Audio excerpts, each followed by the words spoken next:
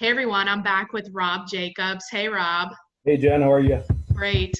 So I really appreciated our last video where we talked a lot about the difference between a forbearance and deferment. And then in this video, I want to talk to people about once, if they were able to get the forbearance, like what happens next. But the reason why I wanted to bring you on is because you've been doing short sales and you are a realtor and you've been doing them since 2002 with a really high success rate of helping the customer. And so I think your viewpoint is, it's critical right now because I did short sales, but it was so long ago and I only did them for a short period of time. So I appreciate you being on. Thank you. Well, thank you for having me on. Yeah, Yeah, it's been, a lot of people think that short sales had stopped after about 2015, but right. they're still out there up until this crisis happened. So, that may be seeing a lot more down the road. I know that's what you were saying in the last video that you think there may be, and you're right. I mean, based on the numbers that you presented, it looks like that's a real possibility. I mean, that happens all the time when people lose their jobs. You can't pay your mortgage, right?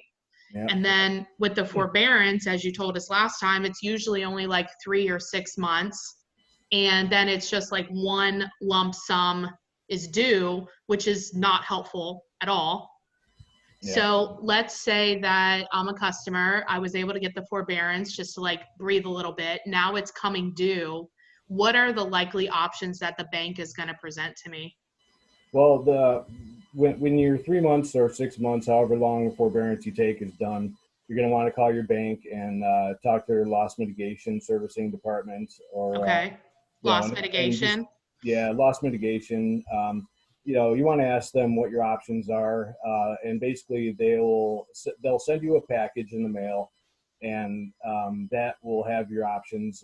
Basically, the phone people aren't going to know a whole lot; they can just give you a basic. But They're what it just comes like down, order takers, kind of. yeah, pretty Yeah. much. They're scripted, and they're just going off of what they can say, and they're allowed to. Is it okay that myself as a homeowner is calling them, or is this when we should try to find like somebody like yourself or other companies that do this? Should we talk to them first?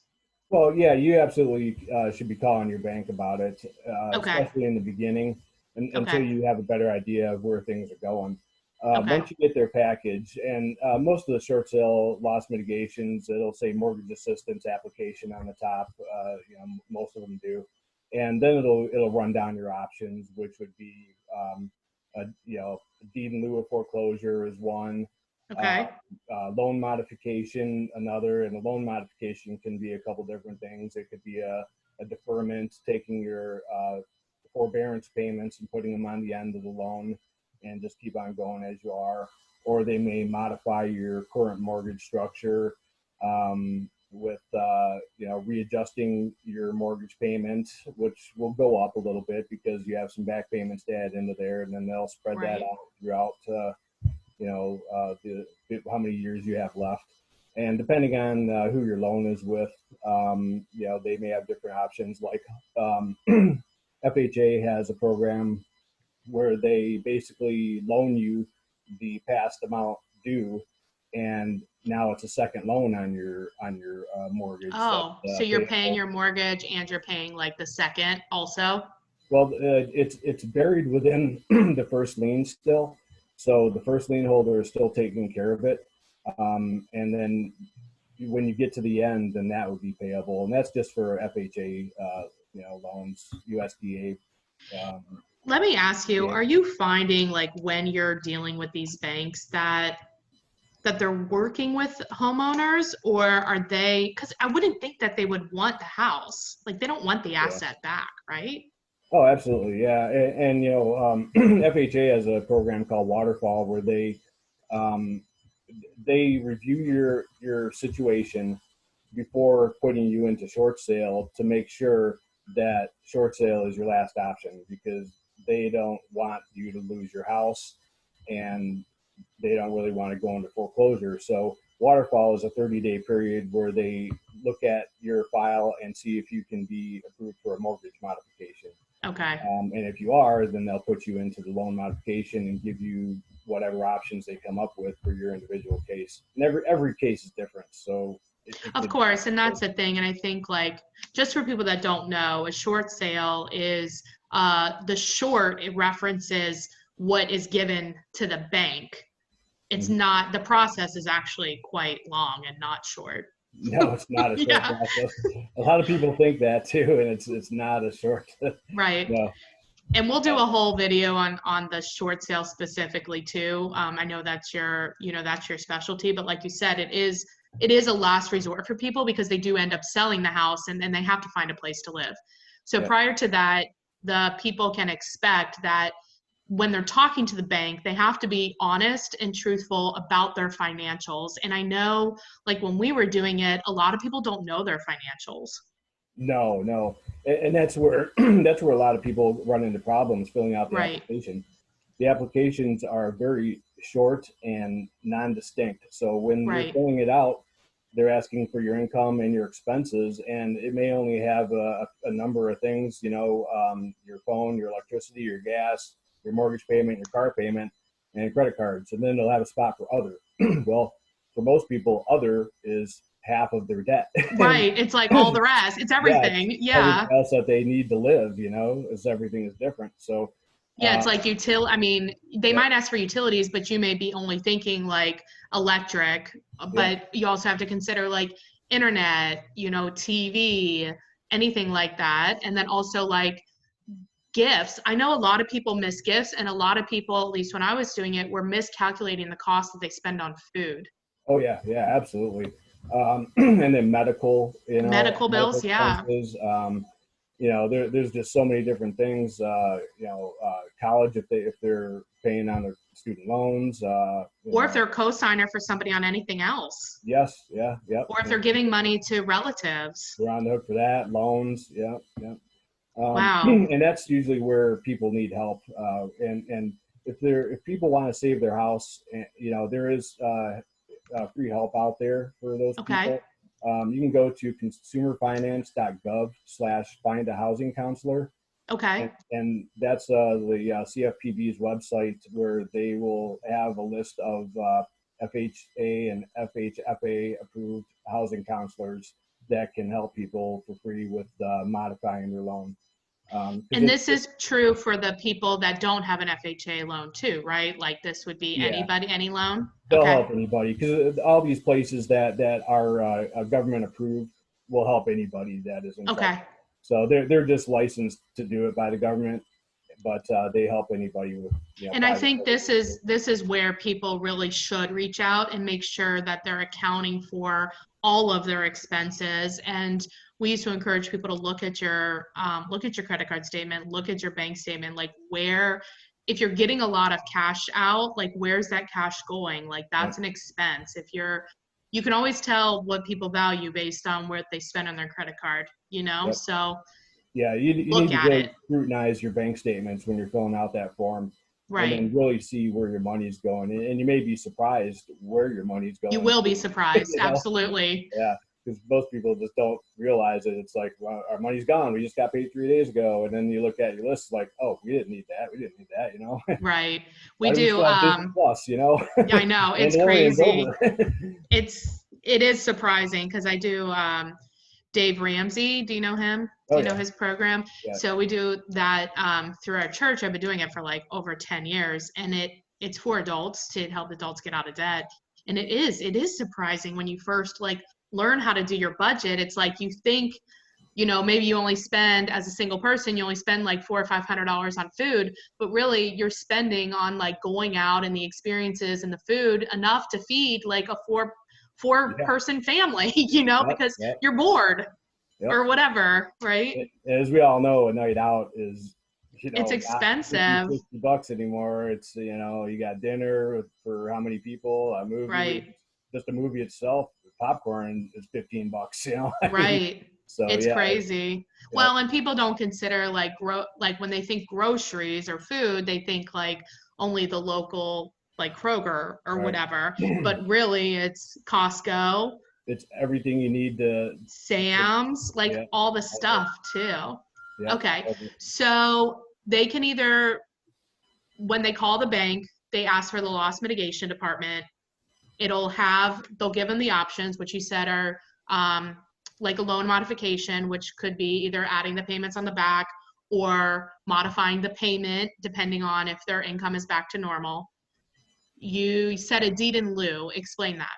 A deed in lieu of foreclosure is it's going to be the same paperwork that you file for the modification, and Okay. basically a deed in lieu is giving the bank your house back to them without a foreclosure or a short sale, and in hopes that they will let you out of the debt.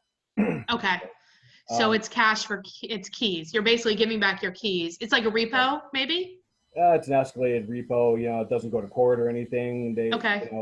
They have their attorneys review it, and once they find you approved, it'll go to their attorneys who write up the contract for the deed in lieu, send it out to you, and that's where you'll see your terms if they want you to repay any of it, or if it'll be a full debt release, Partial debt release. partial, yeah, I've yeah, seen the ones that I've seen have been like it needs to be like actually put on the market with an agent and then for 3 months at the price that you owe, which is usually higher than the market will bear. So you'll unlikely get an offer. And then at the end, you have to move out and basically, I think they were calling it like broom sweep the house. yeah. Like it had to be, you couldn't like, you had to leave all the cabinets there. You couldn't leave a pile of trash. Like you couldn't steal the plumbing, stuff like that. Right? Yeah, pretty Is much, that the yeah. same still?